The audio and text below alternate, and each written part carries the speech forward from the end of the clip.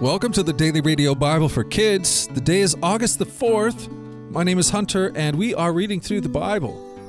Every day we take kids from all around the world through these amazing stories in the Bible, from Genesis all the way to the book of Revelation. Today's story comes to us from the Gospel of Luke, chapter 11, verses 37 through 54. Then we finish our reading in Psalms 24, verses 3 and 4. Well, the Pharisees criticized Jesus for not washing his hands according to this tradition that they had. Look what Jesus had to say in reply from Luke chapter 11. As Jesus was speaking, one of the Pharisees invited him home for a meal. So he went and took his place at the table. His host was amazed to see that he sat down to eat without first performing the hand-washing ceremony required by Jewish custom. Then the Lord said to him, "You Pharisees are so careful to clean outside the cup and dish, but inside you are filthy, full of greed and wickedness, fools. Didn't God make the inside as well as the outside? So clean the inside by giving gifts to the poor, and you will be clean all over.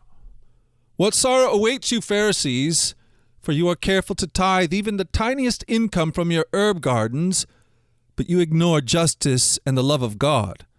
You should tithe, yes, but do not neglect the more important things. What sorrow awaits you, Pharisees, for you love to sit at the seats of honor in the synagogues and receive respectful greetings as you walk in the marketplaces. Yes, what sorrow awaits you, for you are like hidden graves in a field. People walk all over them without knowing the corruption they're stepping on." "Teacher," said an expert in the religious law, "you have insulted us too in what you've just said." "Yes," said Jesus, "what sorrow awaits you, experts in religious law?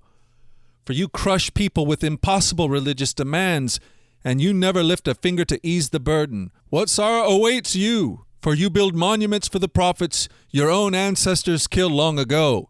But in fact, you stand as witnesses who agreed with what your ancestors did. They killed the prophets, and you join in their crime by building the monuments. This is what God in his wisdom said about you. I will send prophets and apostles to them, but they will kill some and persecute others. As a result, this generation will be held responsible for the murder of all God's prophets from the creation of the world, from the murder of Abel to the murder of Zechariah, who was killed between the altar and the sanctuary. Yes, it will certainly be charged against this generation. What sorrow awaits you, experts in religious law, for you remove the key to knowledge from people. You don't enter the kingdom yourself, and you prevent others from entering." As Jesus was leaving, the teachers of religious law and the Pharisees became hostile and tried to provoke him with many questions. They wanted to trap him into saying something they could use against him. Wow. The Pharisees were so concerned about looking good on the outside that they completely missed the importance of keeping clean on the inside. Although they had clean hands, their hearts were filled with greed and hatred. They missed the whole point of a relationship with God, repentance, and a new and clean heart. How clean is your heart? Take Jesus' warnings to the Pharisees seriously. He wants to make us clean on the inside. This is what Psalm 24 verses 3 and 4 says. "Who may climb the mountain of the Lord? Who may stand in his holy place? Only those whose hands and hearts are pure, who do not worship idols and never tell lies." Well, there you go. We've done it again. We've spent another day in the Bible. And I plan on being back here again tomorrow to do the same thing. I sure hope you join me.